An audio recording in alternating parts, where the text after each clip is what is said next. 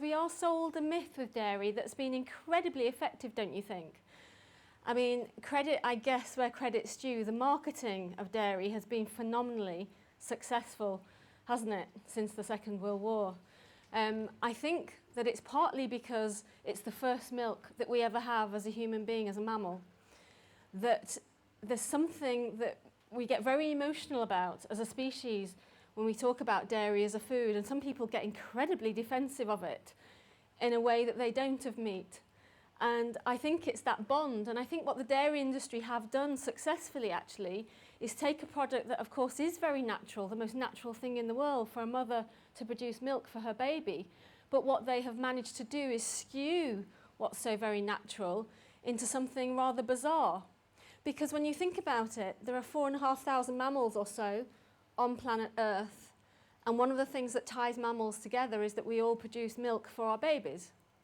Every single mammal on the planet suckles that baby until the baby is weaned. No mammal then goes on, carry on giving the baby milk as the animal develops into adulthood.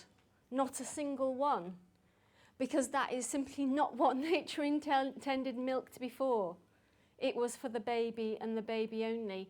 And also, crucially, it was for your baby. It wasn't for somebody else's baby, and it wasn't for the baby of another species. When you start to analyse it and strip it apart logically and try and take a step back from the emotion and just be objective about this, you realise how bizarre milk is actually as a product.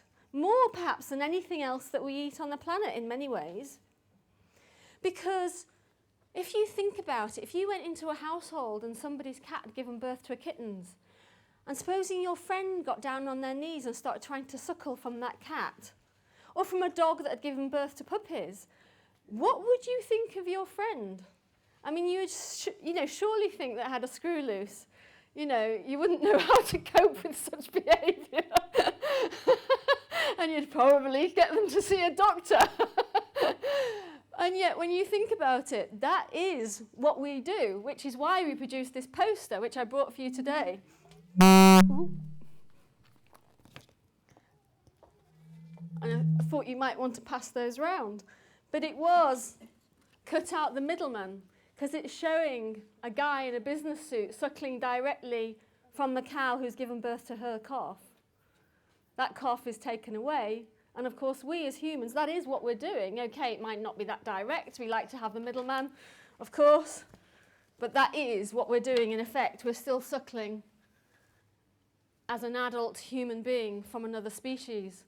And so when you start to think about it like that, just logically, coldly almost, as I say, try and step back from the emotion, it starts to make sense actually why dairy is so damaging beyond weaning, and I'll go into that more in a little bit. I thought what was interesting actually, do any of you remember the comedy programme Little Britain with David Walliams, etc.? And do you remember the sketch Little Bitty? Yeah. A lot of you do.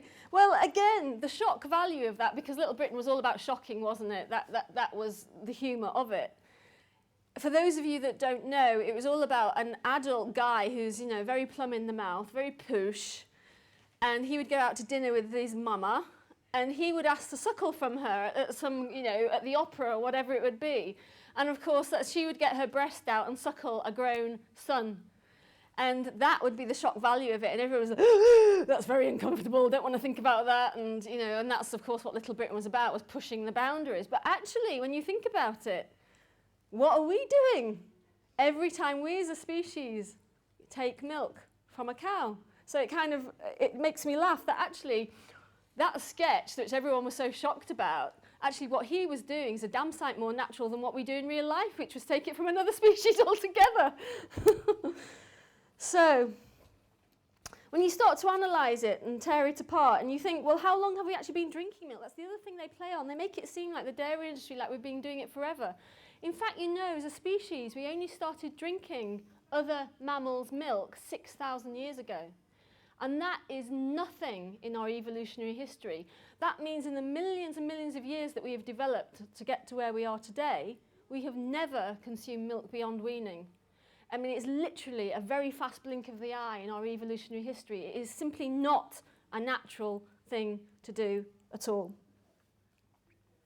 So what about the cows then? Well, there's about 2 million dairy cows and 2 million calves in the UK. Almost all of those are Holsteins and Friesians. Holsteins are taking over because they're larger and they've got a higher milk production. They've been selectively bred by humans to produce yet more milk, which the film you just saw showed you some of the damage that does to the animal. Because, of course, any female mammal is meant to produce milk for her own baby. You're not meant to be selectively bred. How would we feel if we were selectively bred to produce yet more milk and only milk twice a day? And all the problems that would bring with it, because, of course, a calf suckles several times a day. So the amount of milk that we get out of these cows now is about double than it was in the 1970s. So that's how much the milk yield has gone up with selective breeding. And that causes all kinds of problems. It leads to lameness, it leads to mastitis. Many of the cows become infertile way too young, by the way. And they're killed. I mean, how would we like to be killed because we couldn't get pregnant? But this is our mindset as a species with cows. So a quarter are killed each year due to those things that I've just mentioned, and many actually are killed before their third lactation. So that's at just 4 to 5 years old. For an animal, I went to a sanctuary in Sussex, for example, where there was a mother and daughter cow that had been rescued, and they were 34 and 36 years old, the mum and daughter. If you read a textbook, they wouldn't read that long. They'd probably say into their 20s. But nevertheless, 4 to 5 years old, whatever the natural lifespan is, really, really young to be killed. And it's about us being killed at about 15 years old, the equivalent. So dairy industry, of course, is massively supported by our government. It's massively supported by the European Union in terms of money that's given for campaigns. For example, £3 million was given to the Naturally Beautiful campaign, which was aimed at our teenagers, UK teenagers, trying to get them to consume milk for hair and skin. But what's the truth of all this? I'm coming on to that. First of all, let me just give you a little tiny inkling into the natural life of a dairy cow. What's it meant to be like if we weren't in control? Well, cows are part of the Bovidae family, which includes other animals like goats, sheep, bison, buffalo. And today's cows descended from a much larger animal called the auroch, which was shot by humans, of course, to extinction in the 1600s. So herds of a natural cow, we know this because, have any of you heard of the white cattle at Chillingham Park in Northumberland? It's a fascinating place because these animals are practically wild, and so you can study them. You can go along to the park, but you have to be accompanied by a warden. But these animals have been there for hundreds and hundreds of years and just left to it without any human intervention, which is incredible, isn't it? Because there's so few places where that is actually the case. So we know very well how these animals live, how they choose to live. And they live in herds, usually maximum number within one herd would be 30 animals, and most herds are one bull, the dominant bull, several cows, and their young. And the young males, like so many mammals, tend to go off in bachelor herds before they try and be the boss.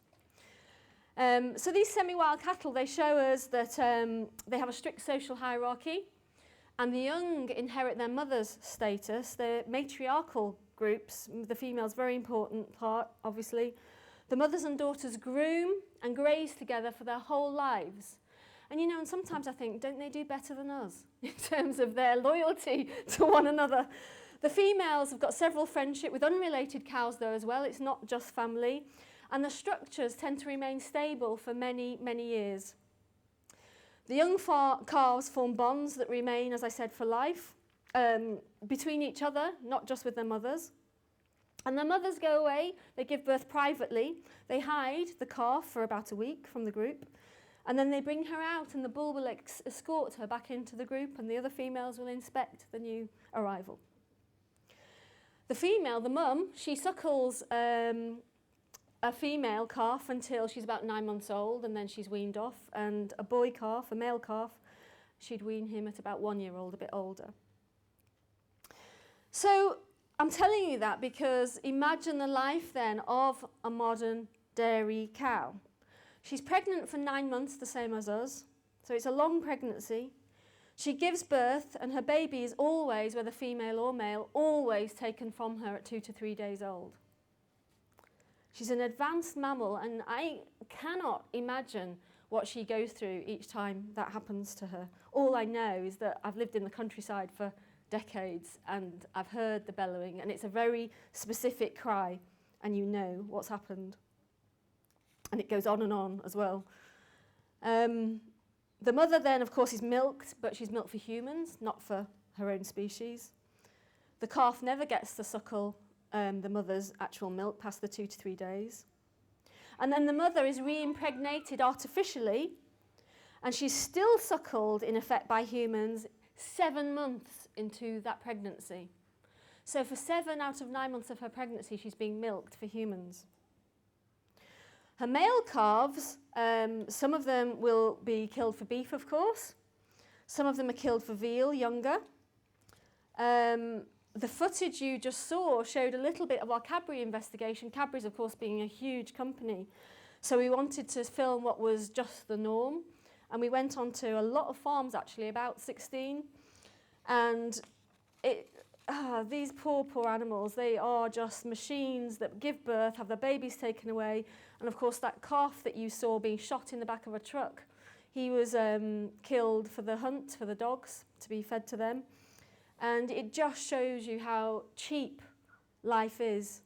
And it's horrendous for a product that nobody needs, which hopefully I'll have convinced you of by the end of this talk. The female's gone to replace her, of course, in the dairy herd or are sold into other dairy herds. And the dairy cow herself, as I said, average age about 4 or 5 years old. She's killed for meat, of course, as well. So the dairy industries and the meat industries are very, very intertwined. Professor John Webster, he's at Bristol University in the veterinary department. I'll just give you a quote from him, says of the cow, "She's a supreme example of an overworked mother. The dairy cow is exposed to more abnormal physiological demands than any other farmed animal." And I say that because I think we tend to think of factory farmed animals as being cruelly treated, as the animals we need to save, as the animals we need to expose what's happening to them. And we forget often about the dairy cow. And there's a natural order, isn't there, of changing your diet, which tends to be cut red meat out first, then it tends to be chickens, ducks, and so forth. And then it tends to be fish. And then last of all, we think about dairy. And that's, of course, because milk comes from a living animal. So there's a natural logic in our thinking that way. But I think we've also got a very false perception of the life of a dairy cow. We think that because some of them have part of their lives outside, that somehow it's more idyllic, when in fact the life of a dairy cow is anything but idyllic. And of course, many of the farms we filmed on for Cadbury's, the animals never got to graze at all. So zero grazing is here and now, actually. So, why are they killed so young? Well, I mentioned briefly it's loss of the body tissue due to the huge demands that we place on them. So imagine you're pregnant for 9 months. 7 out of those 9 months you're producing milk, but you're not just producing milk, you're producing it at a rate that's not natural for any mammal. So imagine all the energy that's got to go into producing all that milk, and you're being milked every day. Imagine all the energy in making your calf grow normally. And then on top of that, well, you've got to have some of that food for you, haven't you? Some of the nutrients for you. And in fact, the end result is what you saw in that film, where you get this coat rack appearance. So next time you drive along the motorway and you look at some black and white cows in a field, I challenge you to look a bit more closely, because in every field you will see this coat rack appearance where you can see the ribs and you can actually see that she's malnourished. And that's because she cannot eat enough to sustain herself healthily because of the demands that we've put on her. And by contrast, when you look at a beef herd, you might even think they're all male, and in fact that's because the udders are so small and tucked away you don't often even notice them, because they're a different breed and their udders look the way they're supposed to on a cow. And they generally look much healthier animals. It's because we haven't genetically or selectively bred them to overproduce all this milk, which takes its toll on the animal herself. And you'll see the difference between them now when you'll notice it. So when I just said she can't eat enough to actually sustain herself, that's actually got a name. It's called metabolic hunger. And we know the government accepts it exists, but they just say, basically, it's a part of dairy farming. That's the way it is. So she's got a conflict within her whether she should eat or whether she should rest, because she just can't give herself enough nutrients to sustain herself healthily. So she's malnourished permanently, in other words. Lameness, half of all cows go lame each year. For many, many reasons. Another thing that's a real problem that's connected to the lameness is laminitis, which is acute or chronic inflammation of the soft tissue, which is between the bone and the outer wall of the foot, which is incredibly painful. And you saw on the film a lot of cows were limping.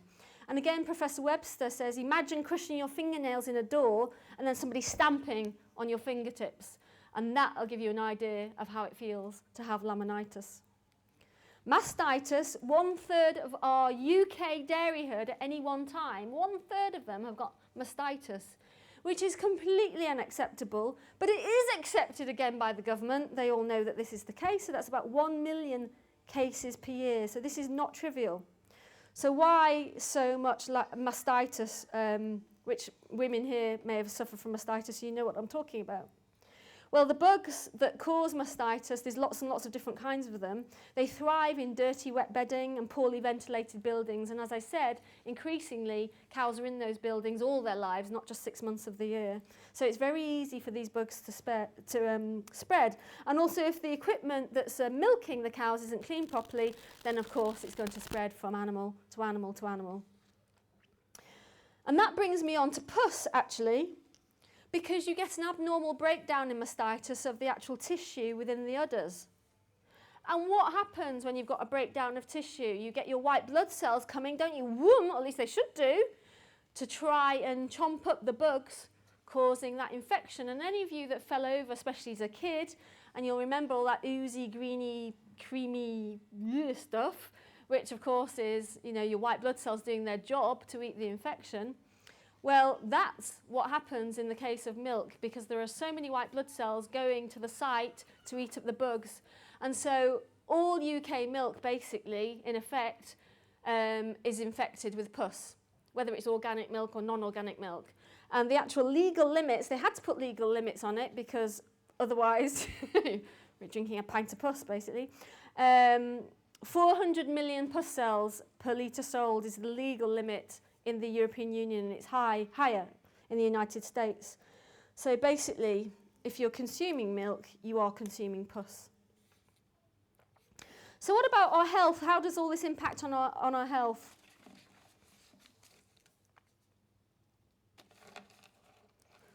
Well, as I said, we evolved not to consume milk at all, and we've only been doing it for the past 6,000 years, which is very, very recent, as I said, in our evolutionary history.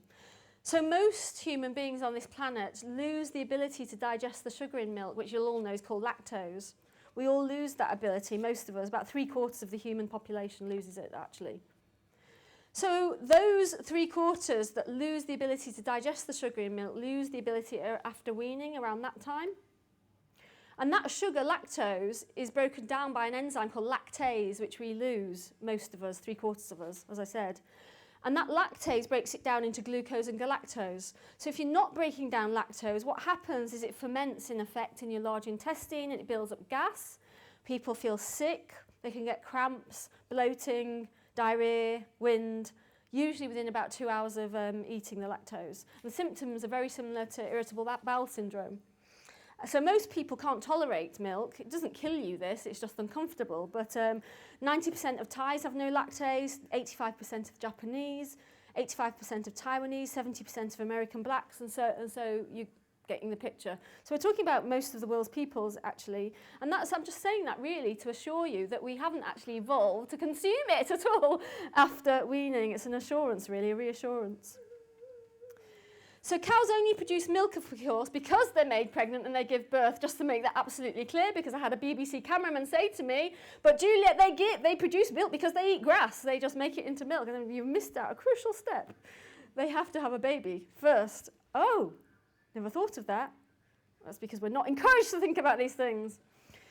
So cow's milk, who's it meant for? Obviously for the growing calf, of course it is. Now calves are not like human babies, are they? There are substantial differences, you may have noticed, between a calf and a human being. And basically the milk is geared to a very fast growing skeleton in a calf. For us, it's geared into the nervous system, into growing the brain really fast. So there's two different emphases between the two species. We're very slow growing, aren't we?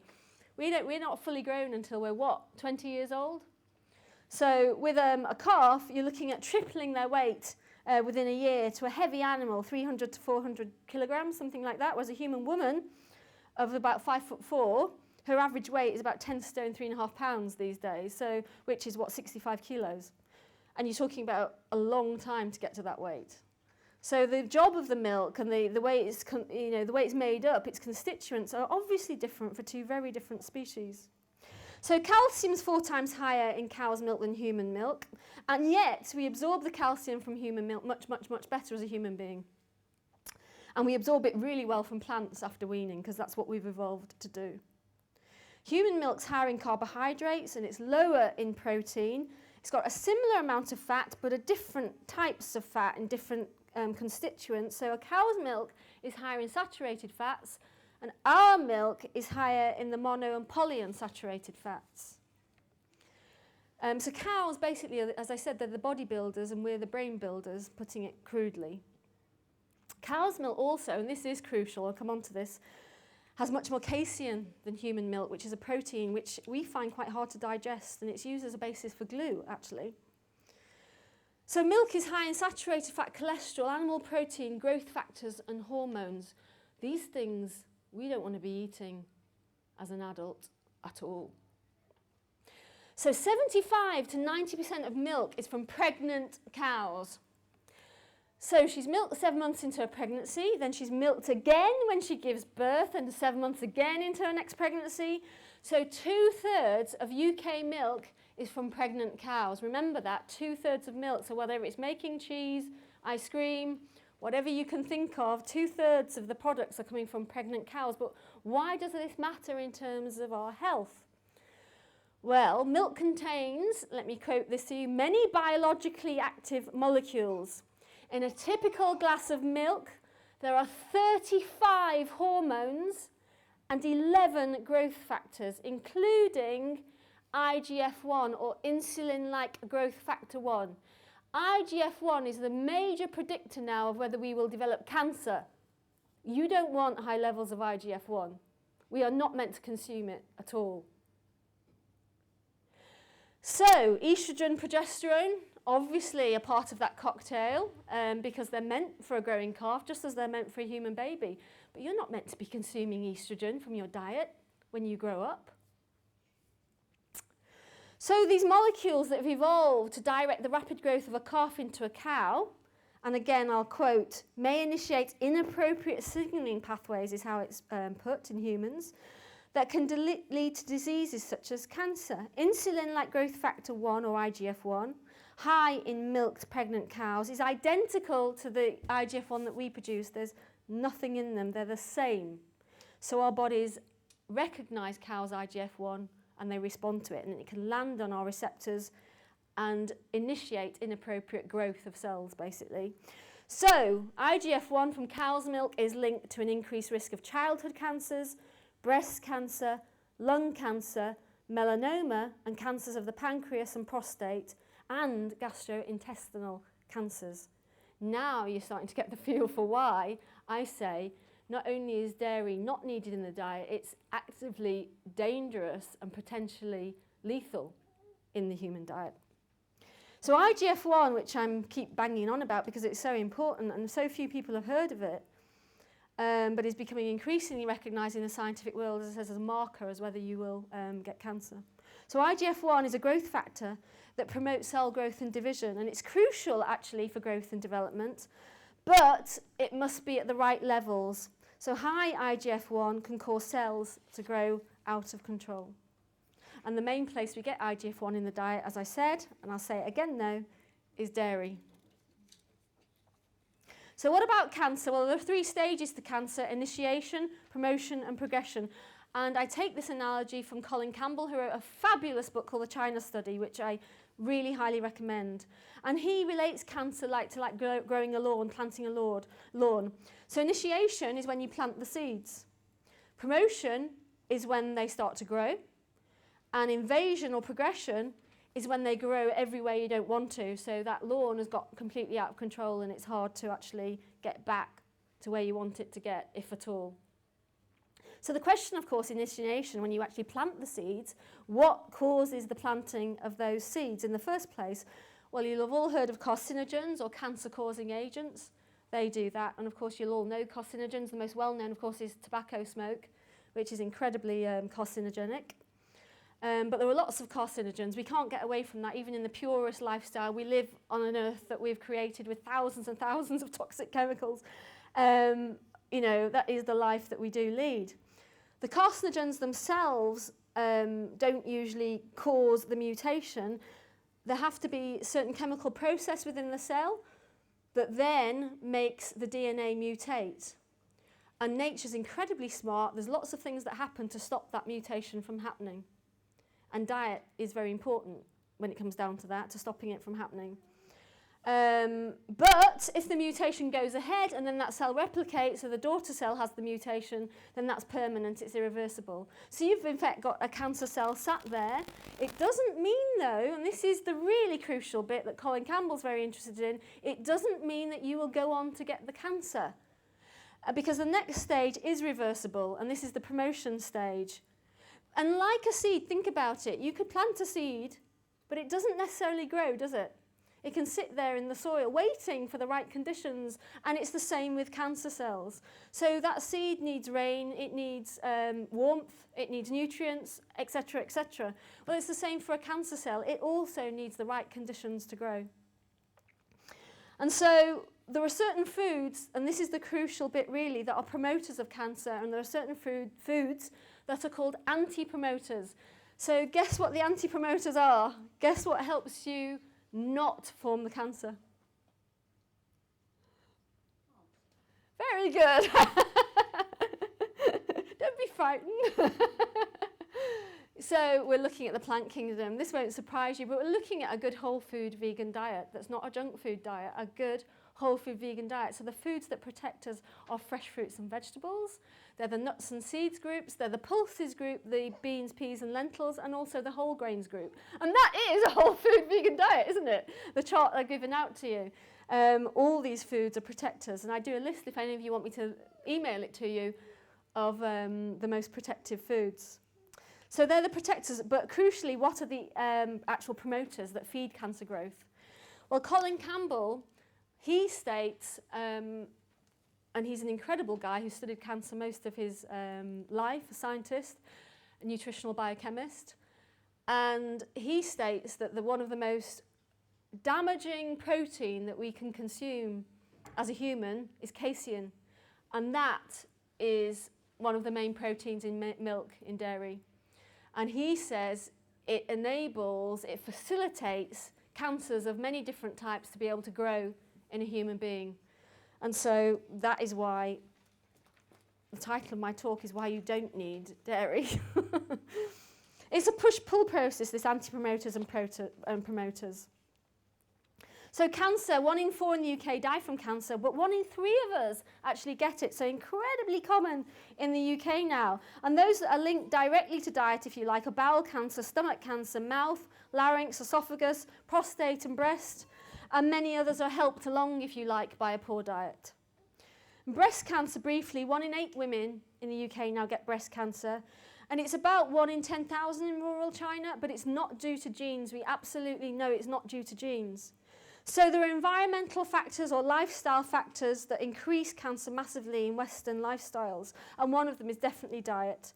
So, for example, Cambridge University found that those with the high saturated fat intakes doubled the incidence of breast cancer. And people consuming lots of estrogen, and 60 to 80% of our estrogens come from dairy again, the rest from meat, poultry and eggs. Women with breast cancer tend to have more estrogens in their body.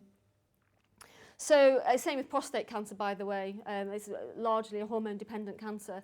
So men consuming estrogens, it's a negative thing, and also men consuming high saturated fats, especially red meat and dairy, again, can be a trigger for prostate cancer in men. And IGF-1 itself, we know that IGF-1 can make breast cells grow, cancer cells grow out of control. And IGF-1, as I mentioned earlier, again, mainly comes from consuming the milk of pregnant animals, 2/3 of our dairy products. So there are many cancers that are linked to what we eat. I'll just mention bowel cancer because on meat, they've actually basically, in effect, seen now. It's not just the fact, we've always known that fibre protects you from cancer of the bowel. That makes sense because fibre is like a brush sweeping out the poisons. So when you consume meat and the toxins are created in your large intestines, the fibre brushes out the poisons, which is fabulous. But we also know now that meat itself causes the mutations. So they've actually seen that when we consume red meat, there are higher genetic mutations in your intestines, and the damage is done by what are called N-nitroso compounds, and they form when we're digesting red meat. So it's not just that a vegan diet protects you, it's that red meat actually directly does the damage as well. So there's two different prongs there. Prostate cancer, I'll just mention a study in California as one example. 93 men with early prostate cancer were given a vegan diet, a whole food diet with no drugs, and the cancer regressed in the vegan group, but it did not regress in the control group. And the protective foods that came out of this study, and others as well subsequently, by the way, the pulses group, really important. So it's all the peas, beans and lentils, any that you enjoy. Tomatoes, very protective. Raisins, dates and dried fruits and fresh fruits. And also very noticeable, as with cancer of the bowel, that exercise decreases your risk of prostate cancer. I think the figures are like that in the UK, somebody's dying from a heart attack or stroke every 2 minutes. I mean, it's quite incredible. And heart disease is so related to lifestyle. Yes, there is a genetic component for a very small proportion of people, but for most of us, it is what we do to ourselves. And I think sometimes heart disease is made more complicated than it really is. So I'm just going to paint a picture for you because I'm going to simplify it because it's not that difficult to understand about why diet and dairy has been involved in this massive increase in people dying from heart disease. So imagine a hose pipe. We all did this as kids. I still do this now. And you turn on the hose pipe and it's free-flowing, the water's free-flowing. So imagine that hose pipe is the main artery supplying your heart, the coronary artery. And you put your thumb a tiny bit across the end. You must have all done this. What happens in that hose pipe? You can feel, can't you, the pressure building up in the hose pipe, can't you? So imagine that you put your thumb halfway across now. Now feel the difference, or imagine the difference of the water trying to get through or the blood trying to supply your heart. Now your heart is about the size of your fist and that over it. And it's beating, what, 100,000 times a day? Something like that. I mean, the point is it's a phenomenally hard-working muscle. So it itself needs lots of oxygen. And obviously, it needs more oxygen if you're running around, if you're having an argument, so you've got hot emotions, or having sex. All these things, you need more oxygen to the heart. What happens if the plaque's forming across that artery then? So you can imagine the pressure that's building up.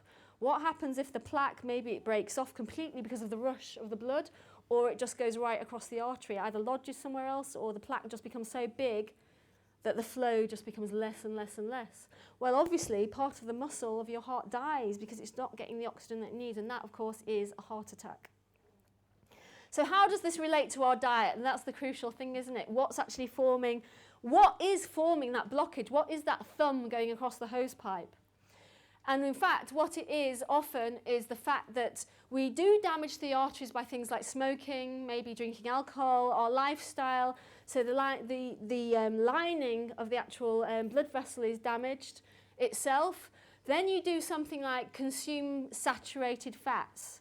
Now, consuming cholesterol from animal products, because cholesterol is only in animal products, it's not in any plant foods, including fatty foods like nuts or avocados. They don't contain any cholesterol. Plants don't make it. So you only eat cholesterol from animal foods. So you get it in dairy, you get it in meats and so forth, and fish. So you can eat cholesterol, but that actually isn't what does the real damage. What creates most of the bad cholesterol is making it yourself from your liver. And what triggers you to make it is saturated fats and hydrogenated fats. Now, where do we get saturated fats from in our diet? First and foremost, dairy and meat. So we're coming back to dairy again. Where in dairy? Hard cheeses, butter, 80% butter. 80% of the fats in butter are saturated bad fats. Hard cheeses, think about how fatty they are. They trigger you to produce bad cholesterol. That then goes to the area of damage in the blood vessel, which may be the one that feeds your heart. It may be feeding your leg. It may be feeding somewhere else. It could be anywhere. And then white blood cells are attracted to the area, and they start to engorge on this bad cholesterol, and they send out messages to other white blood cells to come to the area. Help me eat this bad cholesterol up. So you get these white blood cells full of fat forming this plaque. And even worse, when you consume this bad fat, this saturated fats, they tell your blood vessels to stop producing nitric oxide. Now you're thinking, what on earth are you talking about? What the heck's nitric oxide? Why does that matter? It matters because nitric oxide is like Teflon to your blood vessels, allowing the blood to flow freely. And instead, the fat makes your blood vessels become sticky. It makes the white blood cells become sticky, and it makes the clotting agents, the platelets, become sticky. And that's what you don't want. So the plaque builds up and builds up. And the more saturated bad fats you eat, the more dairy you're eating, hard cheeses, ice cream, chocolate, and so forth, the more this process is happening to you. Red meat, of course, poultry. Chicken has got a pint of fat in it, for goodness sake, each chicken. So all these things are doing damage, and that leads you towards having heart disease or having a stroke, or like one guy that I met who couldn't walk because it was the artery in his leg that had been blocked up. So, you know, this is not rocket science. Diet does cause heart disease. It certainly does cause strokes, and being a whole food vegan diet is so protective because it actually encourages the nitric acid to be produced, and it heals the actual damage, and it even the antioxidants from plants, especially vitamins beta carotene, C and E, actually dissolve the plaques. So not only do they protect you, they can actually undo the damage. So incredibly important. The final thing I want to mention is osteoporosis now. And the reason I'm mentioning this, obviously, is because the dairy industry uses the fact that it contains calcium as if nothing else in the world contained calcium. And I wonder, you know, I said 3/4 of the world are lactose intolerant. Well, why aren't these 3/4 of the world like jelly blobs on the floor if we so need calcium from milk to form our bones? And of course, we do not. In fact, ironically, the opposite is true, and that's just starting to get through, and we're launching a campaign soon called Break Free, which shows this. So just briefly to explain, the pH of your blood has to be 7.35 to 7.45. So it's slightly alkaline. 7 is neutral, less than 7 is acidic. Diet is the main factor influencing the pH of your blood. So everything we eat and drink is either alkaline forming or acid forming when we digest it. Okay? When you keep eating things that create too much acid, that triggers your bones to break down, because you cannot have over-acidic blood because you will die. And so what happens is you break down your bone and the calcium is released, and that buffers the effect of eating something that makes acid. So the crucial question is, what has this got to do with dairy? Well, yes, dairy does contain calcium, but it also contains a lot of animal protein. This animal protein contains sulfur. It's high in sulfur. That sulfur forms sulfuric acid, and that has to be neutralized. So we do that by releasing calcium from our bones. And that is why, which is very well studied worldwide, by the way, all the nations worldwide that consume the most dairy have the most osteoporosis. They have the weakest bones, not the strongest. Those nations that consume a largely plant-based diet have the strongest bones, not the weakest. This is really important because this is what they sell their product on, and it is a lie. So, where do you get calcium from, and where we're not meant to consume milk at all? It's in seeds, especially sesame seeds, exceptionally high, but all seeds, all nuts, especially almonds and Brazils. It's in the dark green leafy vegetable group, so think broccoli, watercress, all of it, all of it. Think of Swedes, think of fortified soy milk, has as much calcium as cow's milk, but none of the damage because it hasn't got the high sulfur amino acids. Cinnamon's got it, sprinkle it on your breakfast, fennel, olives, it's all over the place. We're meant to get calcium from plant foods and we absorb it exceptionally well from plant foods. So after all that, I hope you think, why on earth have we been sold such a lie about needing dairy? You know, it's a cancer promoter, it contains casein. The saturated fats promote heart disease, strokes, cancers, obesity and breast cancer and so forth. Cholesterol is linked to heart disease and strokes. The IGF-1 is linked to many cancers, including breast and prostate. Estrogen is linked to cancers, including breast cancer again. The cow's milk is linked to diabetes type 1. Lactose intolerance in 3/4 of the world's people, farting, belching, cramps. Casein allergy causes eczema, asthma, ear infections, intestinal bleeding. And the protein from milk finally leaches out calcium, paradoxically causing osteoporosis. So I'm asking you to turn everything we've been told completely on its head and accept that we really do not need dairy. In fact, it's dangerous. And veganism actually is one of the few individual acts we can all perform that has an immediate impact. It's the biggest step we can take to end the daily cruelties handed out to farmed animals. It's the first step to healing the planet. And it's a political act and a clear expression of a belief in a different way of doing things, a different kind of world, a better world. And Viva's forged ahead in ensuring that the awareness of these issues is getting better and greater than ever. And there are more vegetarians and vegans, of course, in the UK than ever before. And thanks to people like yourselves who've supported us, you're enabling us to save animals, save yourselves, and save the world. Thank you very much.